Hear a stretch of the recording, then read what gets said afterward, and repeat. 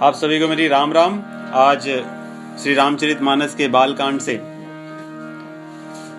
दोहा 71 से 82 तक हम इसका आनंद लेंगे। उसके पहले हरि नाम संकीर्तन और भजन। श्री सीतानाथ समारंभां श्री रामानंदार्य मध्यमाम् अस्मदाचार्य पर्यन्तां वन्दे श्री गुरु परंपरां। बंदौ तुलसी के चरण जिनकीन्हो जग काज कलि समुद्र बूढ़त लख्यो प्रगट्यो सप्त जहाज।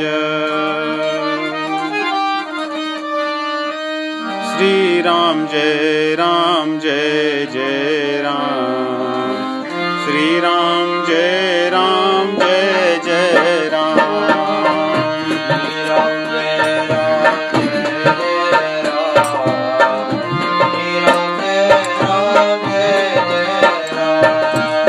श्री राम जय श्री राम जय जय राम। श्री राम जय जय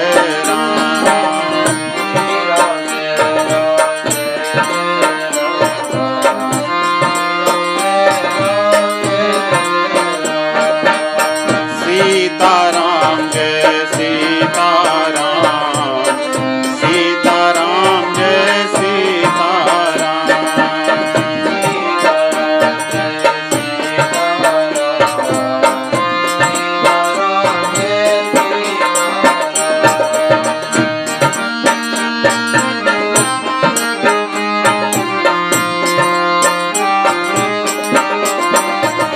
मन राम शरण में जा मत कर तू मेरा मेरा। मन राम शरण में जा मत कर तू मेरा। स्वप्न समान जगत कर चिंतन मायामय सब झूठा।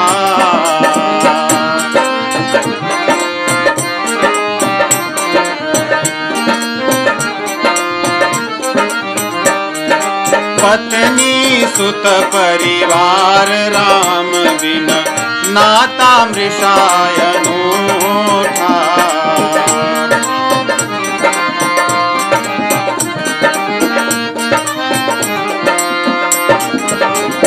घन श्याम शरण में जा मत कर तू मेरा मेरा। घन श्याम शरण में जा मत कर तू। श्री राम जय जय राम।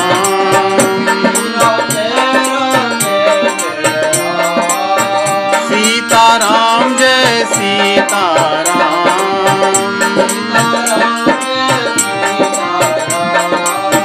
सीताराम जय सीताराम।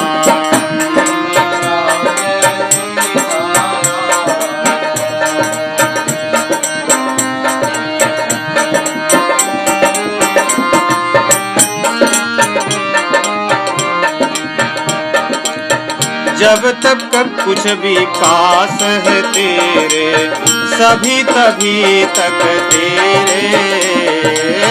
जब तक सब कुछ पास है तेरे सभी तभी तक तेरे।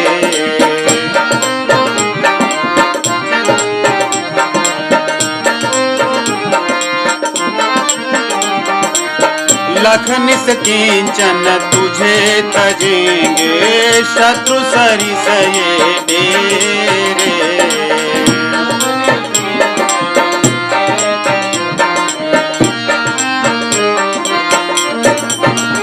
श्री राम शरण में जा मत कर तू मेरा मेरा। श्री राम शरण में जा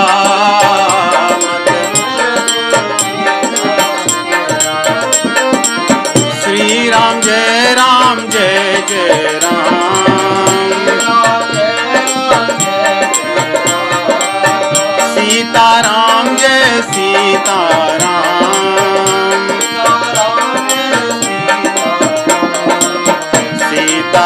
सीताराम जय सीताराम,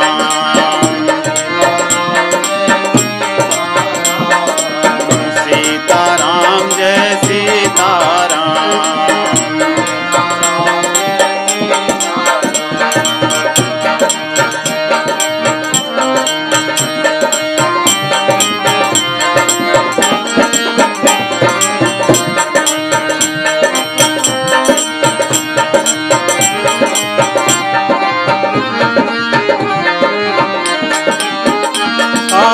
स्वार्थ लागी बहिन भाई, तेरे हैं सुत हित जाया।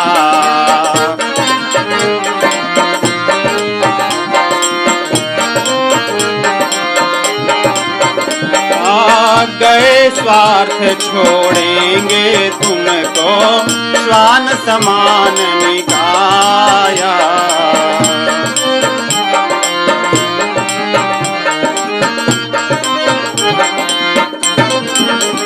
अभिराम शरण में जा, मत कर तू मेरा मेरा। अभिराम शरण में जा,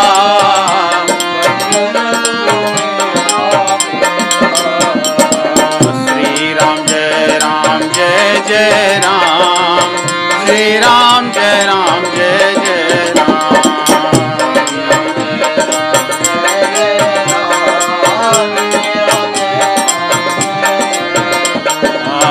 सीताराम, सीताराम जय सीताराम, सीताराम जय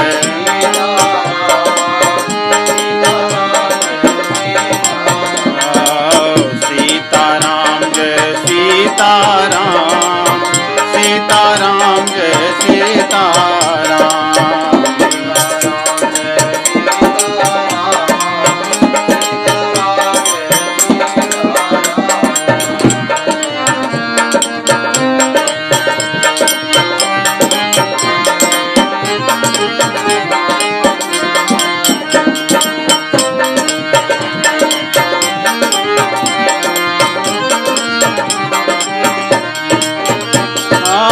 मन निराश हो जा कुटुंब से, मिथ्या ममता छोड़ो।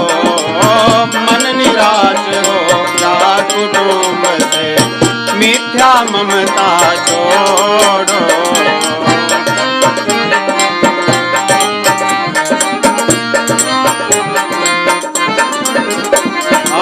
गुरुवर प्रभु से नाता जोड़ो, सबसे मुखड़ा मोड़ो।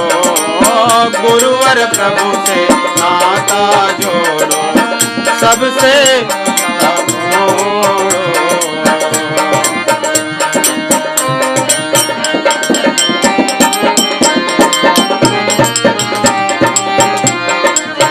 सीताराम शरण में जा, मत कर तू मेरा मेरा।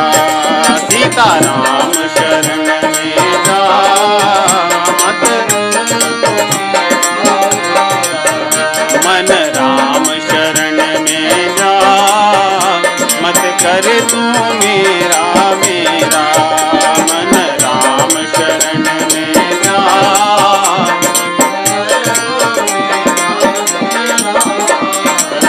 श्री राम जय राम, श्री राम जय जय राम। श्री राम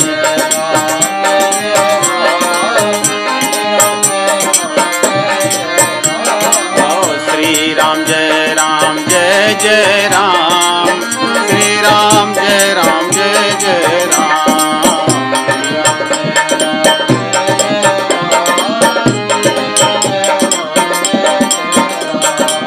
सीताराम जय सीताराम, सीताराम जय सीताराम।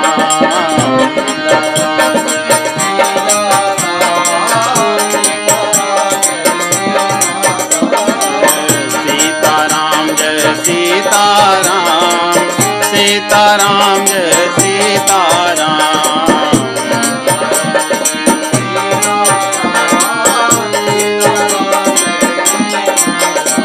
मन राम शरण में जा, मत कर तू मेरा मेरा। मन राम शरण में जा, मत कर तू मेरा मेरा। मत कर तू मेरा मेरा। मत कर तू मेरा मेरा। मत कर तू मेरा मेरा। मत कर तू मेरा मेरा।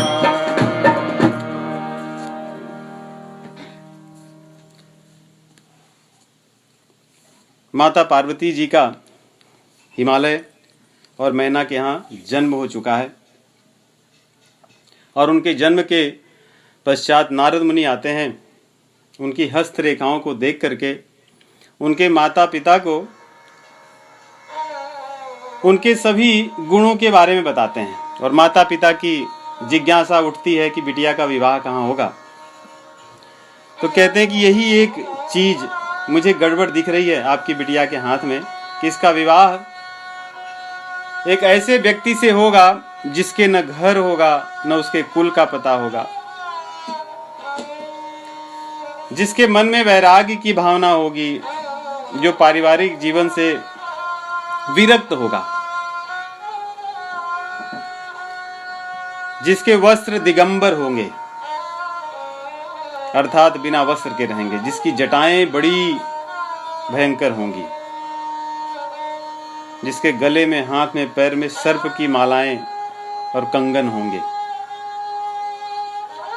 इन सारे वर्णन को सुन करके माता पिता दुखी होते हैं। पार्वती जी बहुत प्रसन्न होती हैं, नारद जी से उपाय पूछते हैं माता पिता, और नारद जी बताते हैं मुझे लगता है कि ये सारे जो दुर्गुण दिख रहे हैं वर में, ये सारे अच्छे गुण बन सकते हैं यदि शिव जी के साथ इनका विवाह हो जाए तो। समरथ कह नहीं दोष गोसाई, रवि पावक सुर सर की नाई। कि जो समर्थ होता है उसके पास दुर्गुण जाकर भी अच्छे गुणों में परिवर्तित हो जाते हैं, और जो व्यक्ति असमर्थ होता है, दुष्ट प्रवृत्ति का होता है, उसके पास चाहे कितनी भी अच्छी चीजें पहुंच जाएं, वे सारी दूसरों के पतन करने वाली या बुरा करने वाली होती है। तो इस प्रकार समझा करके नारद जी अपने धाम में जाते हैं, और उसके आगे की कथा कहते हैं कि जब नारद जी चले गए तो मैना के मन में सारी बातें चल रही हैं कि मेरी बिटिया का विवाह कैसे होगा, किसके घर होगा। ये तो बड़े दुख की बात है। उनसे रहा नहीं गया, वे जाती हैं दौड़ करके अपने पति के पास और कहती हैं कि सुनिए पतिदेव, मेरे मन में बड़ी पीड़ा है, चाहे जो हो जाए अपनी बिटिया का विवाह हम ऐसे वर के यहाँ तो नहीं करेंगे।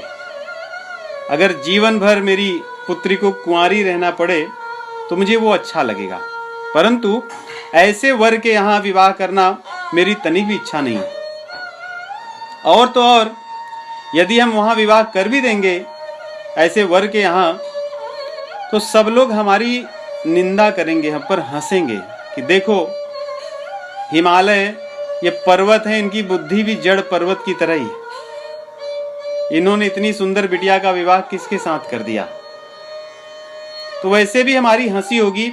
इसलिए मुझे नहीं लगता, या मेरी इच्छा है कि जब तक मेरी पुत्री के अनुसार वर न मिले तब तक हम विवाह अपनी बिटिया का नहीं करेंगे। ये बातें उनसे कहती हैं। हिमालय राज उन्हें समझाने का प्रयास करते हैं, कहते हैं कि देखो मैना, नारद जी ने जितनी बातें कही हैं वे बातें कभी मिथ्या नहीं हो सकती, क्योंकि नारद जी का वचन कभी अन्यथा नहीं होता, मृषा नहीं होता। उन्होंने जो कह दिया, अगर वो किसी के भाग में नहीं भी लिखा है तो ब्रह्मा जी लिख लेते हैं, क्योंकि नारद जी ने कह दिया। और कई बार ऐसे संतों के मुख से निकली हुई वाणी हो जाती है, क्योंकि भगवान के प्रिय हैं संतजन। संतों के मुख से निकली हुई वाणी को भगवान मृषा नहीं होने देते। तो हिमालय अपनी पत्नी मैना को कह रहे हैं कि तुम चिंता न करो, नारद जी ने जो कहा है सो होगा ही। हमें भगवान का स्मरण करना चाहिए क्योंकि वही हमारी रक्षा कर सकते हैं। हरि का स्मरण करो और वो कृपा करेंगे। बरु पावक प्रगटै शशि माही, बरु पावक प्रगटै नारद बचन अन्यथा नाही,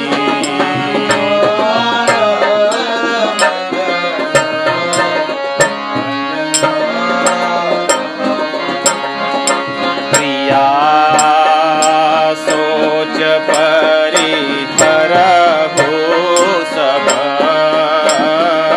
सुमीरा हो श्री भगवान,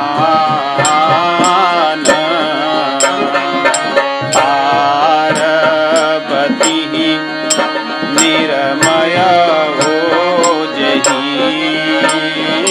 सोई करी कल्याण, सोई करी कल्याण। जिन्होंने जन्म दिया है श्री भगवान, वही कल्याण भी करेंगे, वही विवाह भी करेंगे। हमें अपना कर्तव्य करना है। इस प्रकार अपनी प्रिया मैना को समझाते हैं और कहते हैं, ये मैना, यदि तुम्हें अपनी पुत्री पर प्रेम है तो इस प्रकार चिंता करने से अच्छा है चिंतन करें। और चिंतन से मुझे लगता है ये निष्कर्ष निकलता है कि तप करना चाहिए। यदि पुत्री से प्रेम है तो उसको जाकर समझाओ कि वो जाकर के तप करे भगवान शिव जी को पाने के लिए। और तप करने से वे बड़े प्रसन्न हो जाते हैं, जल्दी प्रसन्न हो जाएंगे। नारद जी ने जो कहा है, मुझे उनकी बात में कुछ रहस्य दिखता है, क्योंकि उन्होंने सब गुण बताने के बाद में जो अवगुण की तरह दिख रहे थे, लग रहे थे, उन्होंने अंत में ये भी कहा था कि ये सारे दुर्गुण जो दिख रहे हैं, ये सारे भगवान शिव जी में विद्यमान हैं और ये सारे गुण के समान हैं। ये गुण है शिव जी में, ये सारे गुण पहुंचकर दुर्गुण न होकर के सद्गुण बन जाते हैं। इसलिए उनकी वाणी पर मुझे बहुत विश्वास है।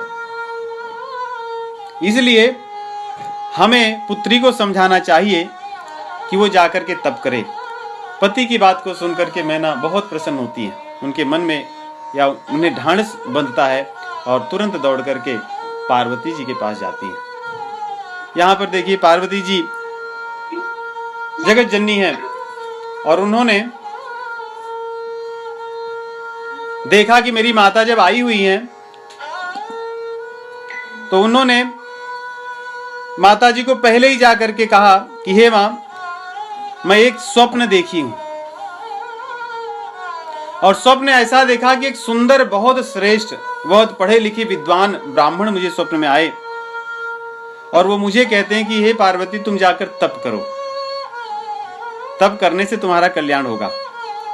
माता जी तो इतनी प्रसन्न हुई कि उनके मुख की बात को पहले ही पार्वती जी ने कह दिया।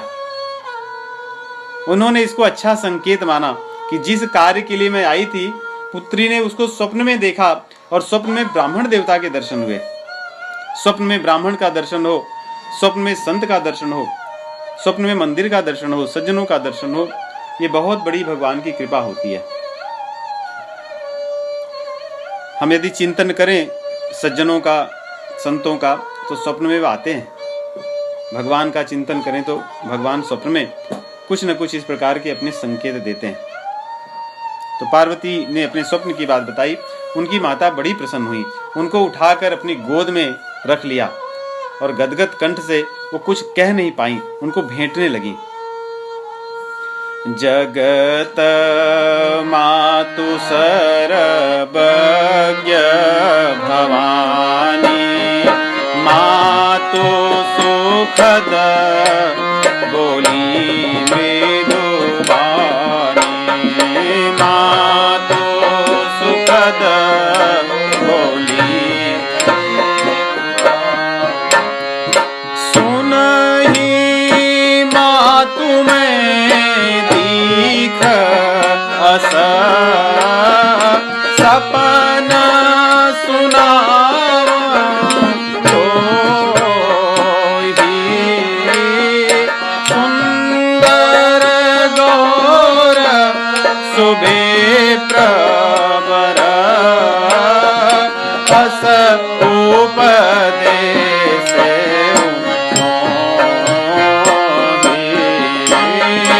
अस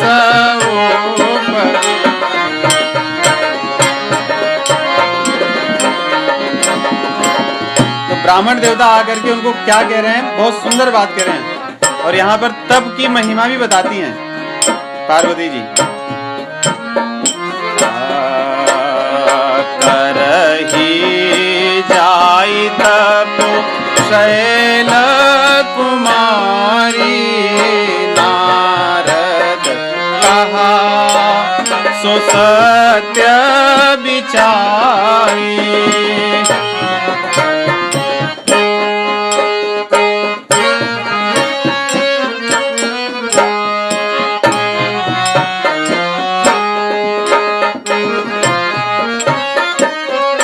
नारद जी ने कहा, ब्राह्मण देवता स्वप्न में बता रहे हैं कि जो नारद जी ने कहा है उस बात को सत्य मान लें और सत्य मान करके जाकर तप करें, क्योंकि तप से ही सब कुछ संभव होता है। जहां जीवन में तप नहीं वहां भोग होगा और भोग से रोग होगा।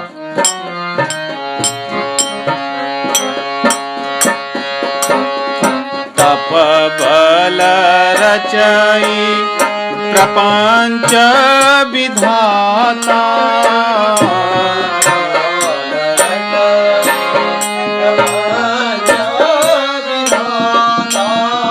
तप बल विष्णु सकल जगत्राता तप बल विष्णु सकल तप बल शंभो करहि संहारा तप बल शंभो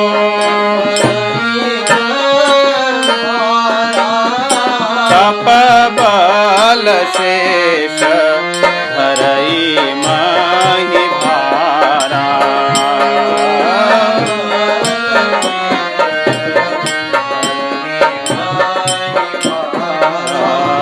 तप आधार सब सृष्टि भवानी तप आधार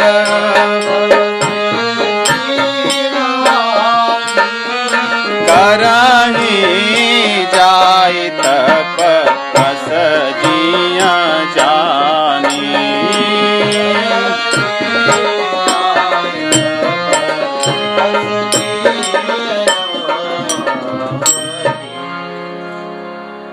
इस दोहे में गोस्वामी तुलसीदास जी महाराज कितनी बार तप शब्द का प्रयोग करते हैं। कुछ चौपाइयों में तो 2 बार तप का ही प्रयोग करते हैं। और तप के महत्व को देखिए क्या बता रहे हैं।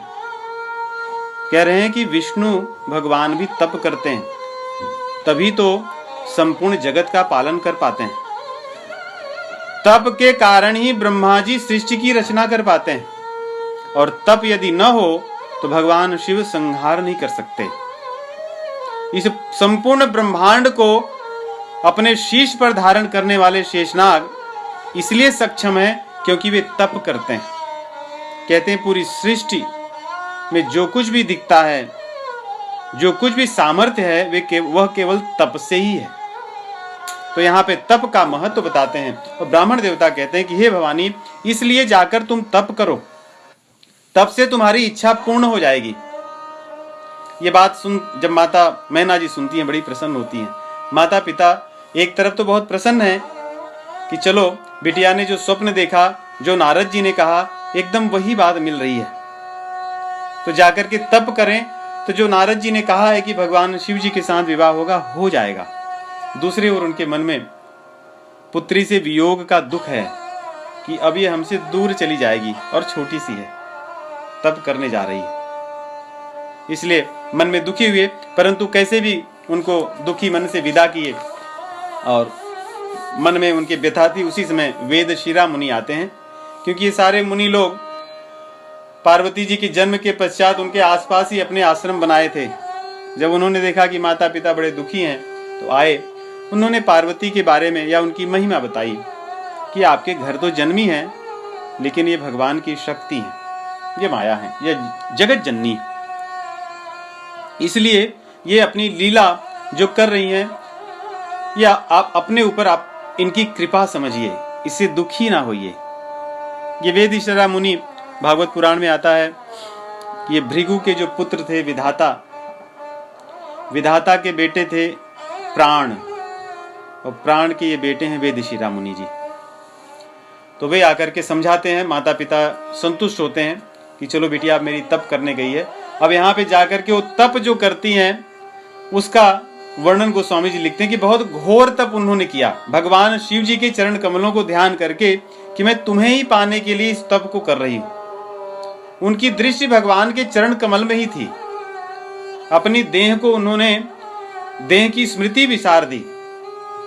इसलिए गोस्वामी जी यहाँ लिखते हैं कि 1000 वर्ष तक तो उन्होंने फल और मूल खाए, कंदमूल फल खा करके 1000 वर्ष बिता दिए। उसके पश्चात साग खा करके 100 वर्ष बीते।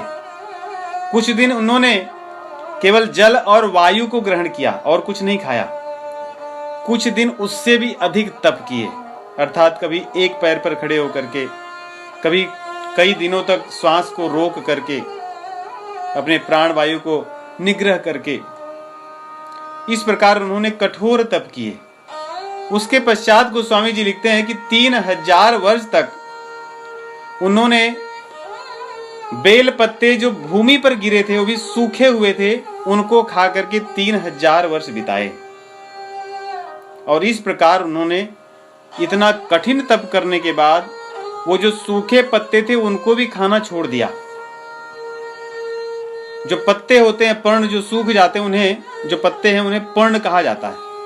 इसलिए जब पार्वती जी उनको भी खाना छोड़ दी तो अपर्णा, तो वो उनका नाम अपर्णा हो गया कि उन्होंने सूखे पत्तों को भी खाना अब छोड़ दिया। तो इस प्रकार उनका तप चल ही रहा था।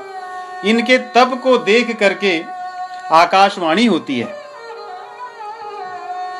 यहां कहते हैं कि भगवान श्री रामचंद्र जी की वाणी अदृश्य रूप से प्रकट होती है। ब्रह्मा जी भगवान की इस वाणी को या इस संदेश को वहां समझाते हैं पार्वती जी को। अदृश्य रूप से कहते हैं कि हे पार्वती, तुम जिस चीज के लिए तपस्या कर रही थी वो सफल हो गया। अब तुम चिंता न करो, तुम जिसको पाना चाहती थी उनको अवश्य पाओगी। अब अपने तप को छोड़ो, और जब तुम्हारे पिताजी तुम्हें बुलाने आएंगे तो उनके साथ चले जाना। और एक बात और कि सप्तर्षि भी तुमसे मिलने आएंगे, और जब सप्तर्षि तुमसे मिलने आए तब समझ जाना कि जो मैं कह रहा हूं वो बात सत्यापित हो गई। अर्थात ये समझ जाना कि जब सप्तर्षि आएंगे तो मेरी वाणी सत्य हो गई। ऐसा कह करके जो ब्रह्मवाणी थी वो रुक जाती है, और पार्वती जी वहीं पर जहां उनका तप चल रहा था उस प्रकार उनका तप चलते ही रहता है। कहते हैं इस प्रकार गोस्वामी तुलसीदास जी कहते हैं कि अब मैं तुम्हें पार्वती जी की कथा तो बता दिया, अब मैं शिव जी की कथा की तरफ ले चलता हूं कि जब से भगवान शिव जी पार्वती जी से, सती जी से दूर हुए थे तो उनका कैसे चल रहा था सब। कहते हैं यहाँ पे, उमा चरित सुंदर मैं गावा, सुनहु शंभु कर चरित सुहावा। जब ते सती जाई तनु त्यागा, तब ते शिव मन भयउ विरागा।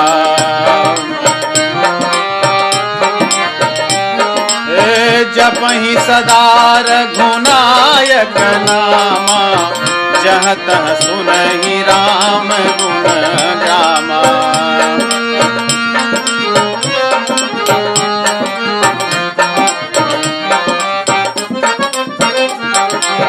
चिदानंद सुख धाम शिव, विगत मोह मद काम, विचरहि महि हरि हृदय हरि, सकल लोक अभिराम।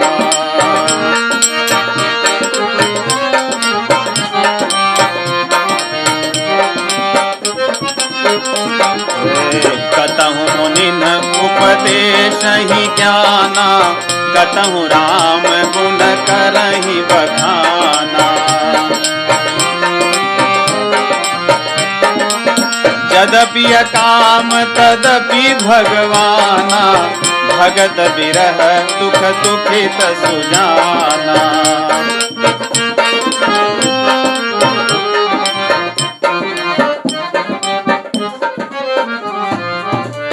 जब ते सती जाय तनु त्यागा, जब से सती जी अपने पिताजी के यहाँ यज्ञ में जाकर के अपने शरीर को, देह को त्याग दी, तब ते कहते हैं, तब ते शिव मन भयऊ विरागा, तब से भगवान शिव जी के मन में विराग हुआ, वैराग्य हुआ। क्या वैराग्य तब से हुआ भगवान शिव जी के मन में? उसके पहले वैराग्य नहीं था? जो सदैव, जब सती जी थी तब भी उनकी 87,000 वर्ष तक समाधि लगी। एक अपराध के कारण उन्होंने सती जैसे अपनी पत्नी को त्याग दिया, तो क्या बिना वैराग्य के? यहां पे विराग का अर्थ है विशेष राग हुआ। तब भगवान के चरणों में पहले से और अधिक प्रेम हो गया और अधिक उनका मन भगवान के चरणों में लग गया। तब ते शिव मन भयऊ विरागा, जपहि सदा रघुनायक नामा। इसके पहले तो कभी कभी सती जी के साथ बातचीत तथा अन्य गृहस्थ के कार्यों में समय अन्य कार्यों में जाता था, परंतु अब तो जपहि सदा रघुनायक नामा, अब तो कोई बाधा नहीं थी, सदैव भगवान के नाम का जप किया करते थे। और जहाँ तहाँ सुनहि राम गुण ग्रामा, जाते वहीं पर जहां पे भगवान के गुण ग्राम को सुनते, और जहां वो रहते उनसे जो मिलने आता वो भी भगवान के गुणग्राम को ही सुनता। उनका कहते हैं ना कि फुल टाइम यही कार्य हो गया था, कोई और कुछ नहीं था पूर्ण रूप से। जपहि सदा रघुनायक नामा, जहाँ तहाँ सुनहि राम गुण ग्रामा। और पूरे पृथ्वी पर जहां भी मन आता वहां विचरते निश्चिंत होकर के अपने आनंद में भगवान श्री हरि को अपने हृदय में स्मरण करते हुए, उनका ध्यान करते हुए भगवान शिव जी सर्वत्र विचरण करने लगे इस धरती पर। कहीं जहां पे मुनि मिलते उनको उपदेश दिया करते, भगवान की कथा कहते, उनको तत्व ज्ञान का उपदेश देते, और कहीं भगवान की कथा को करते। कहते हैं लेकिन उनके मन में सती के वियोग का भाव छिपा हुआ था, क्योंकि भगवान भक्तों के वियोग से दुखी होते हैं। सती उनकी भक्ता हैं, उनके चले जाने पर भगवान शिव जी के मन में वो वियोग तो निश्चित रूप से है। इसलिए यहाँ पे कहते हैं, यद्यपि काम तदपि भगवान, यद्यपि काम तदपि भगवान, भगत बिरह दुख दुखित सुजाना।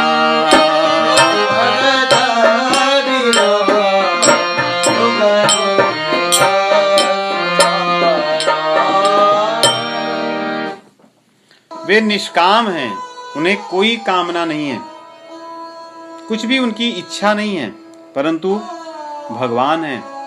भगवान को अपने भक्तों के वियोग की पीड़ा होती है, और उसमें एक रस भी होता है।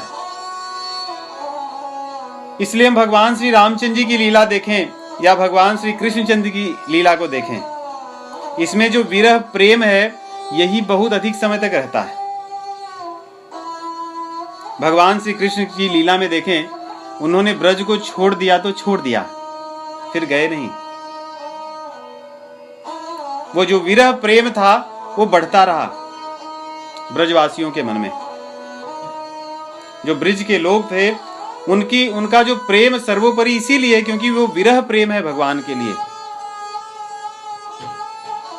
और भगवान श्री रामचंद्र जी की लीला में भी देखते हैं, भैया भरत का जो प्रेम है विरह प्रेम है, माता सीता जी का जो विरह वियोग का प्रेम है। इससे प्रेम में वृद्धि होती है, रस में उद्दीपन होता है। तो यहाँ पे कह रहे हैं यद्यपि अकाम तदपि भगवाना, भगवान शिव जी सती के वियोग के कारण दुखी थे। इस प्रकार बहुत समय बीत गया, रामचंद्र जी के चरणों में उनकी नई नई प्रीति होने लगी, अलग अलग भाव जगने लगे। जो प्रेम था धीरे धीरे और बढ़ने लगा, प्रतिदिन प्रेम बढ़ता था। इस प्रकार उनके प्रेम को देख करके, उनके हृदय में अविचल भक्ति को देख करके भगवान श्री रामचंद्र जी कृपा करके वहां प्रकट होते हैं। यहां पर कृपा करने के लिए प्रकट हुए हैं। भगवान शिव जी को विवाह करने के लिए प्रेरित करेंगे, इससे देवताओं पर कृपा होगी, क्योंकि देवताओं का राज सिंहासन इस समय संकट में है। तारकासुर ने सर्वत्र अपने तांडव को, अपने आतंक को मचा रखा है। और दूसरे सुनैना माता, क्षमा कीजिए, मैना माता जी और हिमालय राज पर कृपा होगी, जिनके मन में अपनी पुत्री के विवाह को लेकर चिंता है। पार्वती जी पर कृपा होगी, जिसके लिए वे घोर तप कर रही हैं। तो इस प्रकार सब पर कृपा करने के लिए भगवान श्री रामचंद्र जी प्रकट होते हैं और कहते हैं, अरे प्रगटे राम कृतज्ञ कृपाला, प्रगटे राम कृतज्ञ कृपाला, रूपशील निधि तेज विशाला,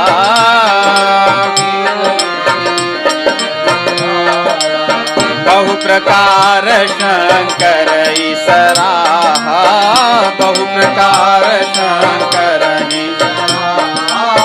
तुम बिनु अस व्रत को निर्वाहा,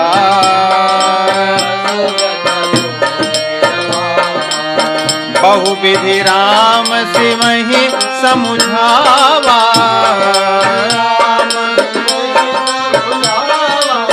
पार्वती कर जन्म सुहावा,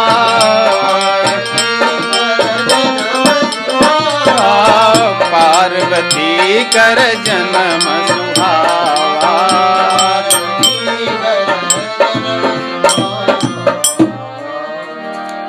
भगवान श्री रामचंद्र जी उनको पार्वती जी के जन्म की सारी कथा को विस्तार से बताए।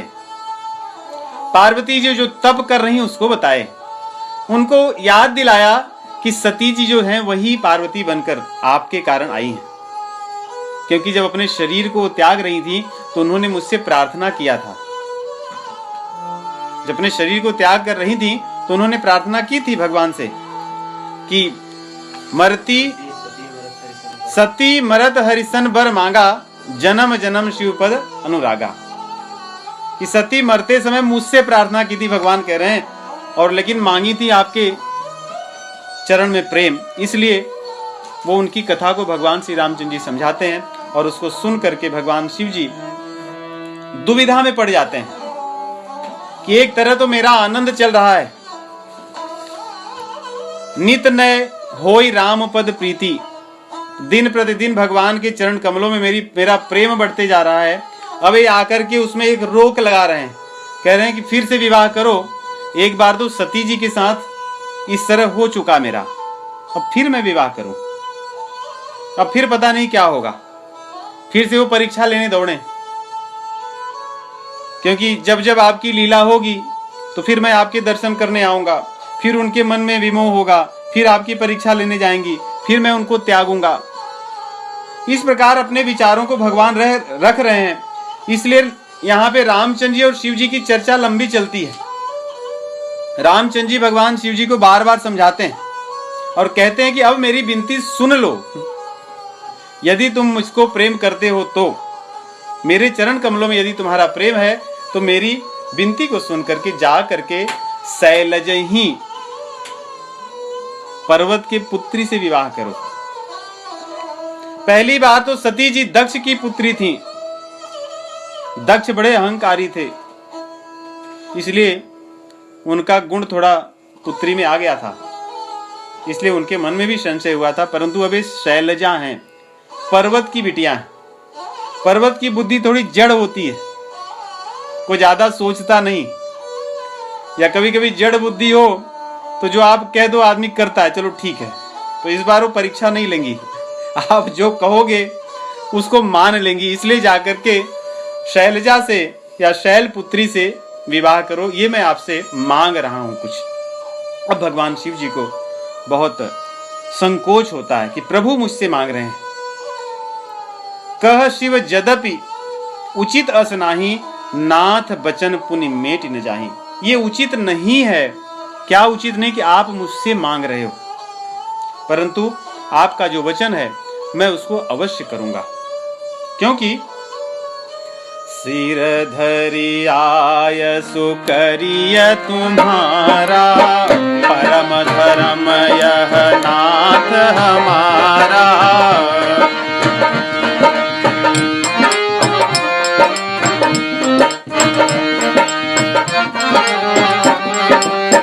मातु पिता गुरु प्रभु कै बानी, बिनहि विचार करिय शुभ जानी। मातु पिता गुरु प्रभु कै बानी, बिनहि विचार करिय शुभ जानी।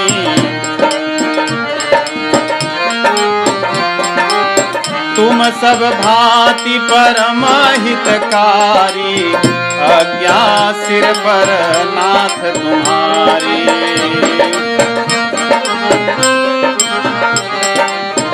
आज्ञा सिर पर नाथ तुम्हारी। आपके आज्ञा को तो मैं अपने सिर पर ही धारण करूंगा, क्योंकि यही हमारा परम धर्म है। देखिए, भगवान जो कहें राम कीन चाहे सोई होई, जो चाहते हैं वो तो होता है। उनकी हाँ में हाँ मिला लेना ही हमारा धर्म है और वही हमारे कल्याण का मार्ग है। भगवान शिव जी कहते हैं कि मात पिता गुरु प्रभु कै बानी। माता पिता गुरु और प्रभु की बात को बिना ही विचार करिए शुभ जानी। बिना तर्क कुतर्क किए शुभ मान करके उसको कर लेना चाहिए।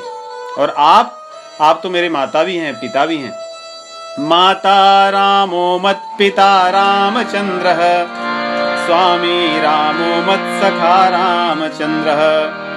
सर्वस्व में रामचंद्रो दयालु, नान्यम जाने नैव जाने न जाने। त्वमेव माता च पिता त्वमेव, त्वमेव बंधुश्च सखा त्वमेव। तो आप ही तो मेरे माता पिता सब कुछ हैं, इसलिए आपकी वाणी को तो मैं अवश्य, आपकी बात को, आपकी आज्ञा को अपने सिर पर धारण करता हूं। इस प्रकार उन्होंने भगवान श्री रामचंद्र जी उनको कह करके वहां से चले गए। और उसके बाद में शिव जी सप्तर्षियों को बुलाते हैं, कहते हैं, हे सप्तर्षियों, भगवान की आज्ञा है, मुझे पार्वती से विवाह करना है। लेकिन पार्वती इसके पहले जन्म में सती के रूप में भगवान की परीक्षा ले चुकी हैं। अब मैं उनका परीक्षा लेना चाहता हूं। परीक्षा तो भगवान ही भक्त की लेते हैं, भक्त भगवान की नहीं लेता। कहते हैं इसलिए मैं आरंभ अपने इस संबंध का परीक्षा से करूंगा। अगर वो परीक्षा में उत्तीर्ण होंगी तो आगे मैं कार्य करूंगा, जिससे अब वो भगवान की परीक्षा न लें, यही मैं परीक्षा लूंगा उनकी। तो इस प्रकार उनके मन में संशय न हो, इसकी परीक्षा लेने के लिए सप्तर्षियों को भेजते हैं। सप्तर्षि भगवान शिव जी की आज्ञा मान करके चलते हैं जहां पार्वती जी तप करती रहती, और उनके पास जा करके उन्होंने उनकी जय जयकार की और कहा कि हम लोग सप्तर्षि हैं, और बताओ कि आप क्या कर रही हो। ऐसा तो लग रहा है कि आप इतनी घोर तपस्या के पीछे आपकी कुछ पाने की इच्छा है, और उस इच्छा को आप व्यक्त करो, हम लोग उसके मर्म को जानना चाहते हैं। पार्वती जी कहती है, रहने दीजिए, इस बात को मेरे मन में ही रहे तो ठीक है, क्योंकि आप लोग इतने बड़े ज्ञानी पुरुष हैं, आपसे मैं क्या कहूं। कहते नहीं, आप बताइए कि आप तपस्या क्यों कर रही हैं। तो उन्होंने कहा कि आप लोग सुन करके हंसेंगे, मैं तपस्या क्यों कर रही हूं। वैसे भी मेरे पिताजी पर्वतराज हैं, हिमालय हैं, जड़ हैं, मैं उनकी बिटिया हूं, मेरी बुद्धि भी जड़ ही है। फिर भी नारद जी का वचन सुन करके मैं जल के ऊपर दीवाल खड़ा करना चाहती हूं। ये मेरी मूर्खता है, यही कार्य कर रही हूं। मैं तप कर रही हूं भगवान शिव जी को पाने के लिए। मन हठ परान सुनई सिखावा, मन हठ परान सुनई सिखावा।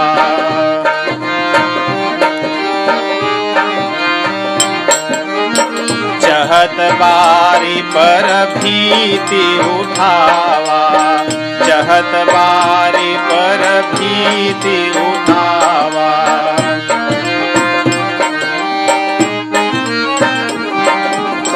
नारद कहा सत्य सोई जाना, नारद कहा सत्य सोई जाना।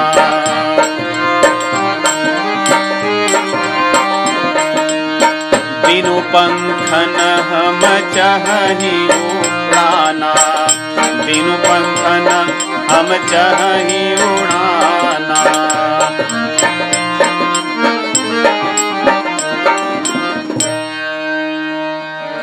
कहते हैं कि बिना पंख के मैं उड़ना चाहती हूं, जल पर दीवाल बनाना चाहती हूं।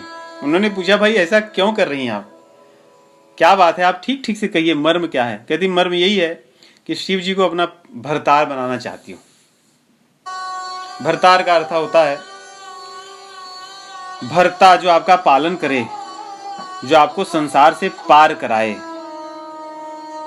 इसलिए पति होना बहुत बड़ा उत्तरदायित्व होता है।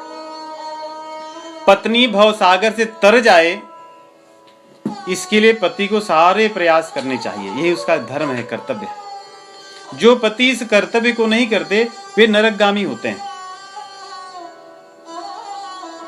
और वे माता पिता भी नरकगामी होते हैं जो अपने संतान को भगवान के मार्ग में नहीं लगाते।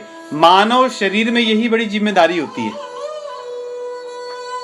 क्योंकि बाकी सब चीजें तो देखो, पशु भी अपने संतान का वैसे ही भरण पोषण करते हैं, उसको खाना पीना सब सिखा देते हैं। चिड़ियों को देखिए आप, जैसे छोटे होते हैं उनको चुगना खाना पीना सब सिखा देते हैं। शेर बाघ अपने बच्चों को शिकार करना सिखा देते हैं, सब अच्छे से सीख जाते हैं। तो यदि पेट भरने की शिक्षा सिखाएं तो पशु का ही धर्म है, मानव धर्म नहीं है। मानव धर्म अपनी संतान को कल्याण के मार्ग पर लगाना। यहाँ पे सती कहती है कि मैं शिव जी को भरतार बनाना चाहती हूँ, यही मेरा, इसीलिए मैं तप कर रही हूँ। इसकी बात को सुन करके सप्तऋषि बड़े आश्चर्य में होते हैं, और आश्चर्य में होकर के, क्योंकि उन्हें तो पता ही है, परंतु जानबूझकर इस प्रकार कहते हैं कि भाई तुम्हें हो क्या गया है। चलो तपस्या कर रही हो, ठीक है, मान लिया। शिव जी को भरतार बनाना चाहती हो, मान लिया, अच्छी बात है, उसमें कोई बुराई नहीं है।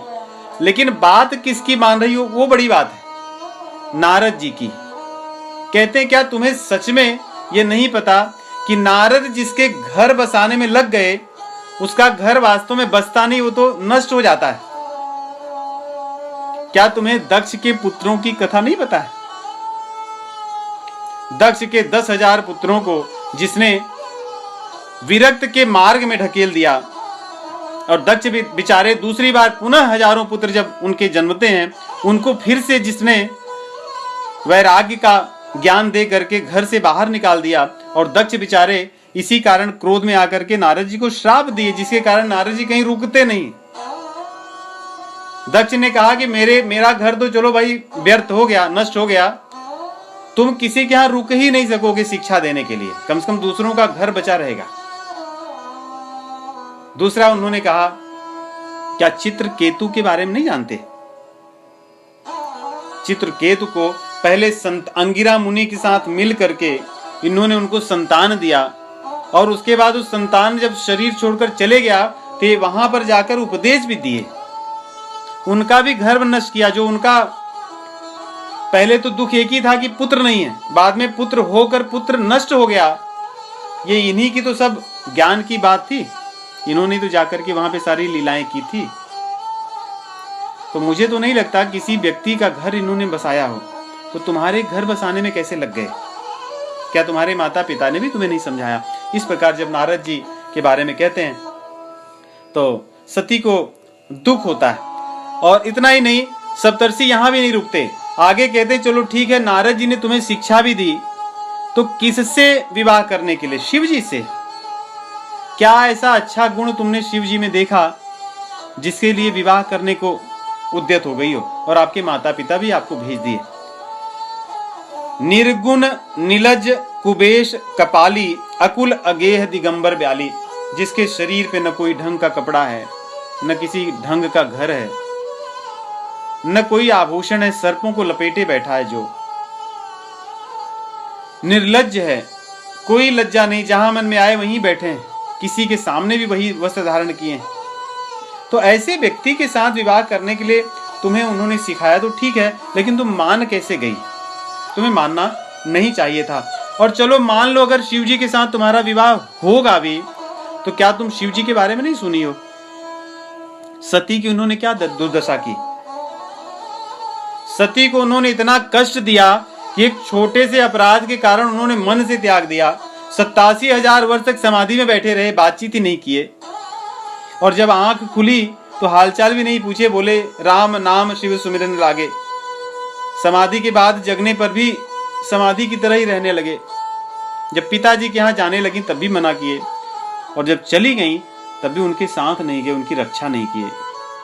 उन्हीं के कारण तो सती ने अपने शरीर को त्याग दिया। यहाँ पे कहते हैं पंच कहे शिव सती बिबाही, पुनि अवटेरी मराए निताही। अब सुख सोवत सोच नहीं, भीख मागी भव खाही। सहज एकाकिन के भवन, कबहु किनारी खटाही।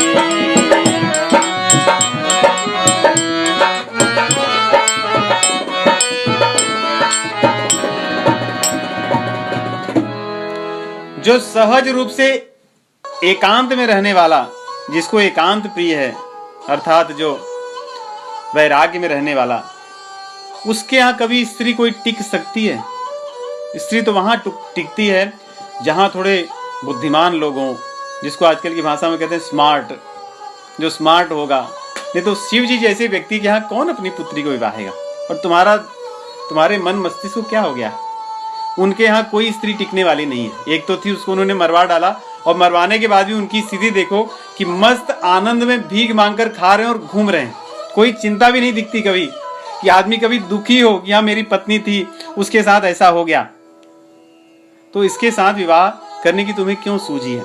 चलो हम लोग तुम्हारी सहायता करेंगे, भगवान विष्णु के साथ तुम्हारा विवाह करवा देते हैं। उनका तो कितना नाम है, वेद सब उनके गुण को गाते हैं, सभी देवता उनके गुण को गाते हैं, सभी संत मुनि उनके ही गुणों को गाते हैं, सभी शास्त्र अंततः उनके गुणों को ही गाते हैं।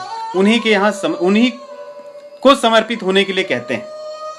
इसलिए हम लोग बात करते हैं और तुम्हारा विवाह शिव जी से नहीं, विष्णु जी से कराते हैं। उनके पास तो सब कुछ गुण ही गुण है, कोई दोष नहीं है।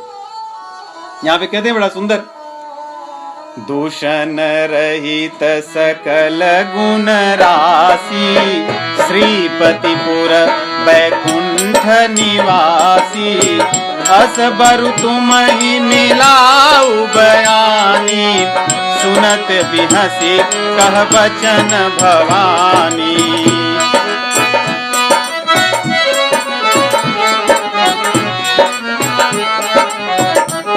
कहते हैं कि जो वैकुंठ में रहते हैं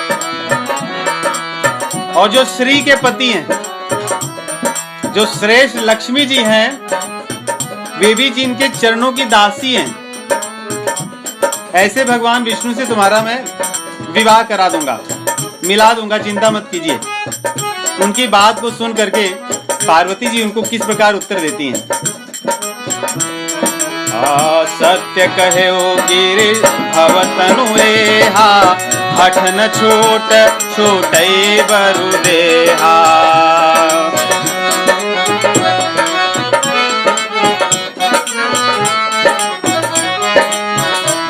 कनकौ पुनि पशानते होए, जार हूँ सहजन परिहर सोए।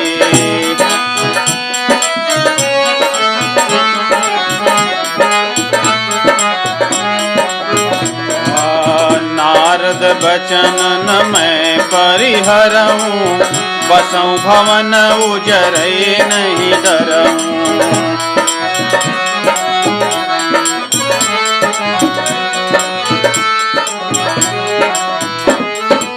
आपने सही कहा कि मेरे पिताजी पर्वत हैं, जड़ हैं, उनको ज्यादा ज्ञान नहीं है, और क्योंकि मैं उनसे ही उत्पन्न हुई हूं, इसलिए मेरी बुद्धि भी जड़ है। मैं जल्दी समझने वाली नहीं हूं, आप कितना भी समझाएंगे। कह रहे हैं जैसे स्वर्ण होता है, जब भूमि से निकाला जाता है उसको खूब तपाते हैं, तपाने के बाद भी जो गुण उसका सोने का धरती के भीतर था, तपाने पर भी वही बना रहता है। अर्थात उसको कितना भी पीटा जाए, जलाया जाए, परंतु वो अपने गुण को नहीं छोड़ता। वही हाल मेरा है। मुझे कितना भी समझाइए, कुछ भी करिए, लेकिन जो मेरे भीतर भाव है वो रहेगा। मैं शिवजी से ही विवाह करना चाहती हूँ। नारद बचन न मैं परिहरऊं, बसौ भवन उजरत नहीं डरऊं।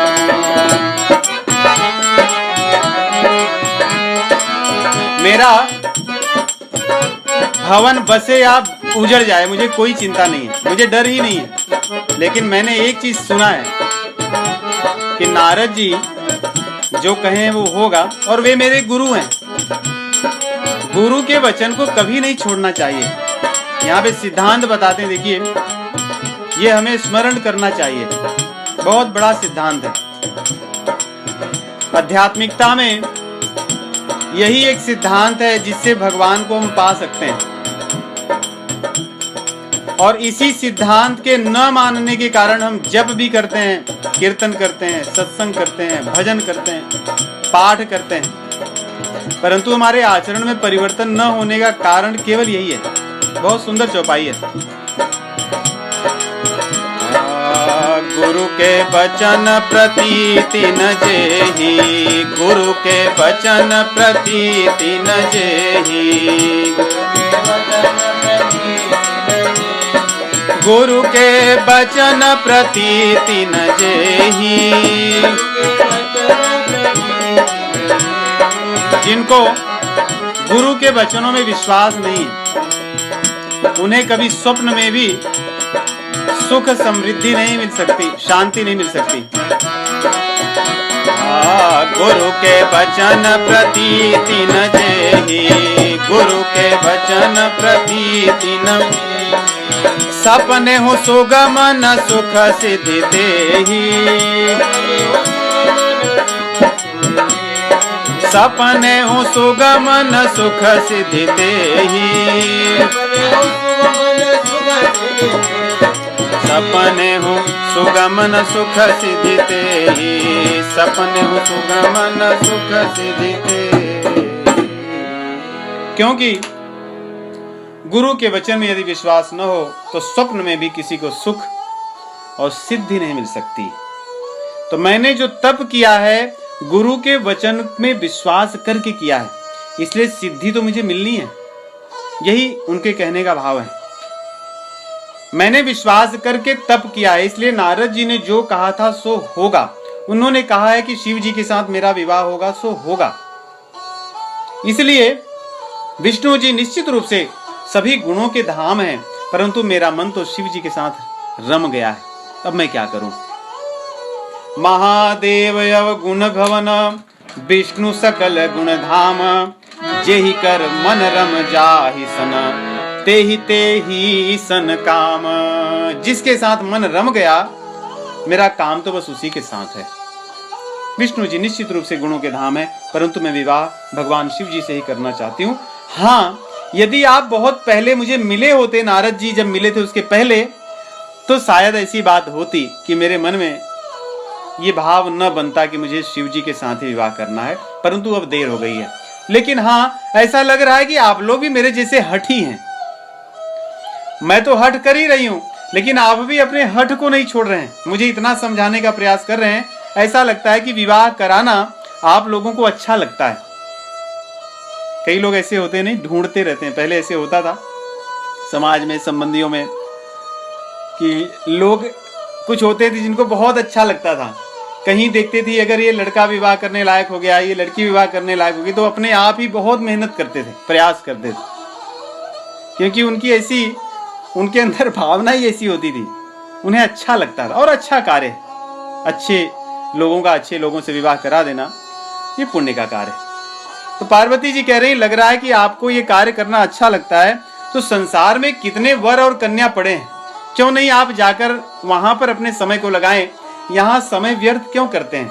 क्योंकि अब मैं विवाह के लिए मन बदलने वाली नहीं हूं, इसलिए आप जाइए, जहां लोग अन्य वर कन्या है विवाह करना चाहते हैं, उनकी सेवा कीजिए। मैं अपने विचार को नहीं बदलूंगी।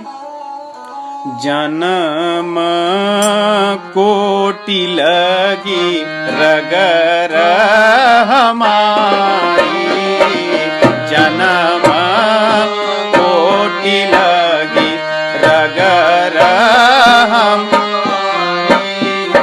बराऊं शंभुनाथ रहाऊं कुंवारी, बराऊं शंभुनाथ रहाऊं, तजाऊं नारद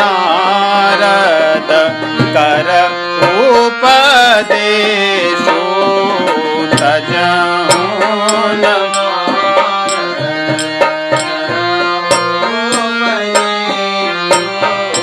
आपो कहीं शत बार महेशो,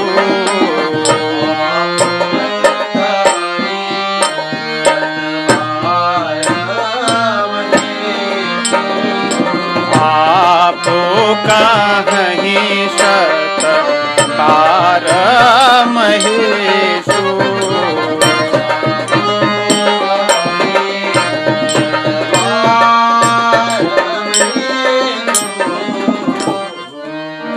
इस प्रकार कहती है कि मैं जन्म जन्म बीत जाए परंतु अपनी इस बात को नहीं छोड़ूंगी, क्योंकि मैंने भगवान से वरदान मांगा है, जन्म जन्म शिवपद अनुरागा।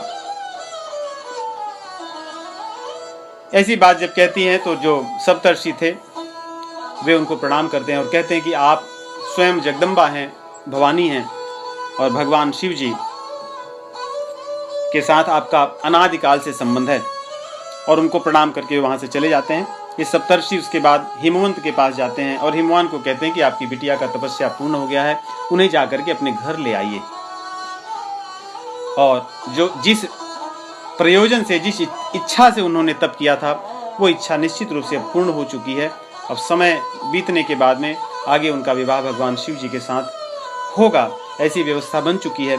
इस प्रकार जब कहते हैं तो हेमंत जाते हैं और पार्वती जी को अपने घर ले आते हैं। उसके बाद सप्तर्षि भगवान शिव जी के पास जाकर के सारी जो उनकी परीक्षा ली थी वो सारी कथा भगवान शिव जी से बताते हैं। भगवान शिव जी प्रसन्न हो जाते हैं और प्रसन्न होकर के अपने मन को स्थिर करके फिर अपने काम में लग जाते हैं। उनका काम है भगवान श्री रामचंद्र जी का नाम जपना। मन उत्थिर करी तब शंभु सुजाना, लगे करन रघुनायक ध्याना। भगवान श्री रामचंद्र जी का ध्यान करने लगे कि चलो ठीक है, आपकी जो इच्छा थी, परीक्षा भी मैंने ले लिया है, अब आगे की जैसी व्यवस्था होगी आप कराइएगा। गोस्वामी जी लिखते हैं उसी समय जब तारकासुर जो संपूर्ण देवलोक पर अपने आतंक को मचाया हुआ था, सभी देवता हार करके ब्रह्मा जी के पास जाते हैं। ब्रह्मा जी कहते हैं कि ये तारकासुर ऐसा वरदान मांगा है कि जब भगवान शिव जी का पुत्र उत्पन्न होगा वही इसको मार सकता है, अन्यथा इसको कोई नहीं मार सकता। तो चलो हम लोगों को इस समय शिव जी के पास चल करके प्रार्थना करनी चाहिए, क्योंकि वे तो फिर से अपने ध्यान में लग गए हैं। ऐसा न हो फिर से 87,000 वर्ष बीत जाए या उससे अधिक, इसके पहले ही चल करके उनको जगाते हैं और विवाह करने के लिए उनसे प्रार्थना करते हैं। तो इस प्रकार भगवान शिव जी के विवाह के लिए देवता लोग ब्रह्मा जी के साथ चर्चा करते हैं। आगे की कथा हम लोग अगली बार सुनेंगे। राम राम।